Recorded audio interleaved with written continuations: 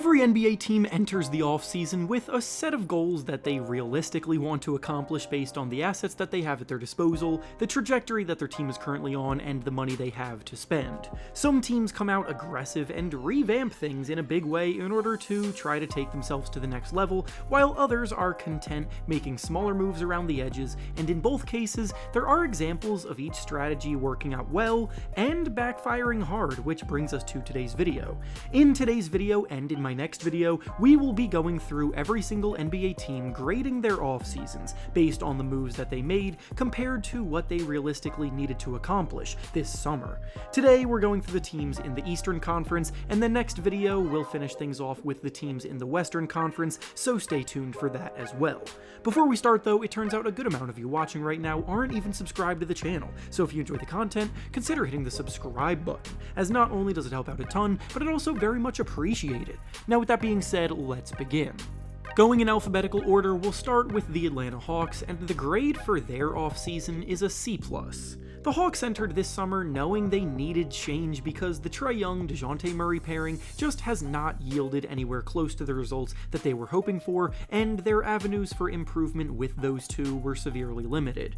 They ended up trading Murray for Larry Nance, Dyson Daniels, and a couple of first-round picks, which is fine, but it doesn't really improve the team at all, and with Trae Young still around, they should be focused on retooling around him, which they didn't really do much of, so overall their summer was pretty underwhelming. Outside of course, drafting Zachary Risachet #1 overall, who could slightly salvage things if he pans out. Next is the Boston Celtics, and the grade for their offseason is a B. The Celtics are the reigning champions, so they didn't exactly have to do much to keep themselves at the top, so while they didn't add anyone new of note, they still had a solid summer because of how they were able to re-sign key players. Jason Tatum signed a massive contract extension, and Derek White also signed an extension for another 4 years, keeping their championship core intact. Next is the Brooklyn Nets, and the grade for their offseason is a B+. The Nets were obviously not good enough to compete for anything meaningful in the short term, so they realized that holding on to Mikal Bridges was not worth it, and somehow they managed to sell him off for maximum value. The Knicks came in desperately wanting him, and the Nets managed to acquire 5 first-round picks by trading Bridges there, while also bringing in veteran scorer Bojan Bogdanovic. They also re-signed defensive stalwart Nicholas Claxton, and took a swing on a former lottery pick Zaire Williams in a buy low trade, so for a rebuilding team, they found a lot of success with what they were looking for. Next is the Charlotte Hornets, and the grade for their offseason is a C. The Hornets' only big addition this summer was Josh Green, who they got by involving themselves in the Klay Thompson sign and trade, and then in the draft day, they used the 6th overall pick to select Tijon Salon, who came in known to be a bit of a raw talent that felt like a bit of a reach on draft night. Re-signing Miles Bridges on a hefty contract extension also came with some hesitation due to his off-the-court history, and besides that, nothing they really did indicates that they're about to take any notable strides forward. Next is the Chicago Bulls, and the grade for their offseason is a B-. The Bulls lost DeMar DeRozan in free agency, which is probably for the best as they do need to actually commit to a rebuild at some point, but they still have yet to offload Zach LaVine, which makes their short-term plans confusing. Outside of that though, they traded Alex Caruso for Josh Giddey in a risky swing, hoping that Giddey's playmaking ability can shine more in a lead ball handling role, because that is a skill set that the Bulls have desperately needed without Lonzo Ball being healthy, but outside of that, they didn't fully commit to one direction, so they're likely in for another middling, underwhelming season. Next is the Cleveland Cavaliers, and the grade for their offseason is a B+. This was a big summer for the Cavaliers as they, above all else, needed to sort out the Donovan Mitchell situation, and that ended with Mitchell signing a 3-year contract extension with them, so they accomplished their #1 goal. They also extended Evan Mobley and Jarrett Allen to keep their core together moving forward, which is great, but the only complaint that I have for them is that they didn't really do much else. Next is the Detroit Pistons, and the grade for their offseason is also a B+. The Pistons obviously need a lot to get themselves out of the basement of the standings, but I do think they took some solid first steps forward to do so this summer. They acquired 2 volume shooters in Tim Hardaway Jr. and Malik Beasley to provide some much needed floor spacing in their lineup after being one of the worst 3-point shooting teams in the league last season. They signed Tobias Harris to provide some locker room leadership as an experienced veteran. They extended young all-star Cade Cunningham on a max contract, and they drafted Ron Holland, who comes in with a ton of upside as an elite athlete who operates well as a slasher attacking the basket.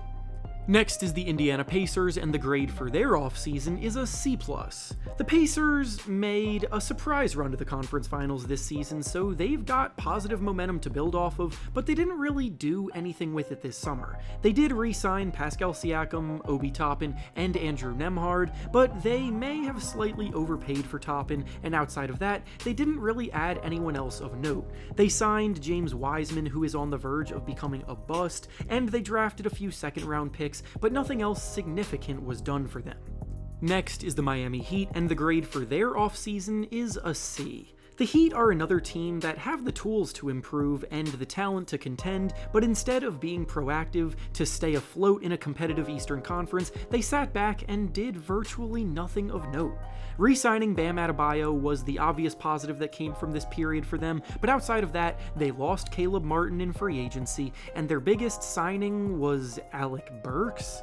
The Heat have had a tendency to overachieve in the playoffs, but banking on your ability to consistently make a deep run as a play-in team is just not a good strategy long term, yet that seems to be what they are destined for a 3rd year in a row. Next up is the Milwaukee Bucks, and the grade for their offseason is a C+. The Bucks are another team that had a disappointing end to their season, and as a contender, you would have liked to have seen them take one more big swim to go all in, yet their 2 big moves this year were signing Gary Trent Jr. and Taurean Prince. Those 2 will be replacing Patrick Beverley, Malik Beasley, and Jay Crowder, who are no longer there, which could be viewed as a slight upgrade, but not by a significant amount. They also drafted AJ Johnson in the 1st round, who is a player coming off of a pretty poor season in the NBL overseas and likely won't be a contributor for a few years, which doesn't fit the timeline of the Bucks trying to contend at all. Next up is the New York Knicks, and the grade for their offseason is an A.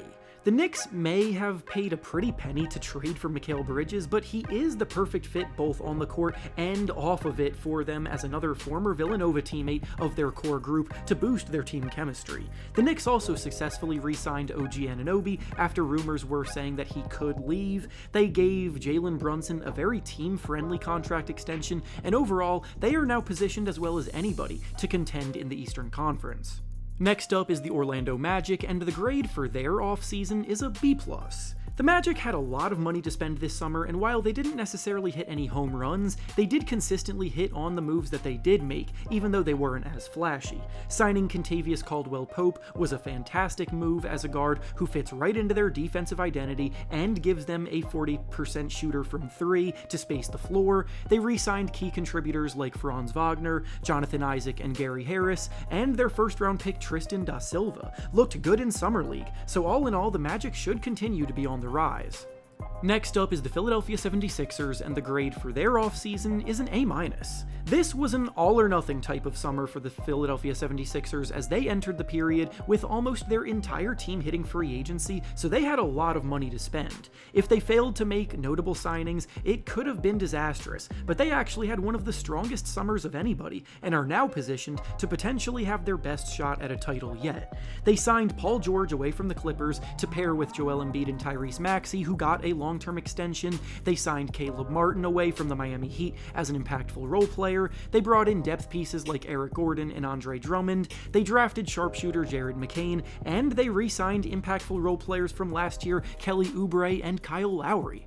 Next up is the Toronto Raptors, and the grade for their offseason is a B-. The Raptors are still in their transition period, so the biggest things they did this offseason was re-sign Scotty Barnes and Emmanuel Quickley to hefty extensions, and they also drafted Jacoby Walter in the 1st round, hoping that he can become a useful volume scoring talent for them down the road.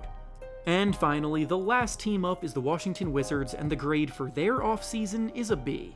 The Wizards are another rebuilding team that did what they had to do this offseason. They're bringing in 3 first-round picks this summer, including number 2 overall pick Alex Sarr, plus Bub Carrington and Keyshawn George. They traded for veteran guard Malcolm Brogdon, they signed SEATGEEK CODE, and they also acquired center Jonas Valanciunas to further bolster the center spot, which had been a position of weakness for them for years. And with that being said, that's all I have for you today. Make sure to like the video, subscribe to the channel, and comment down below how you would grade these team summers. Thanks for watching, and I'll see you all next time.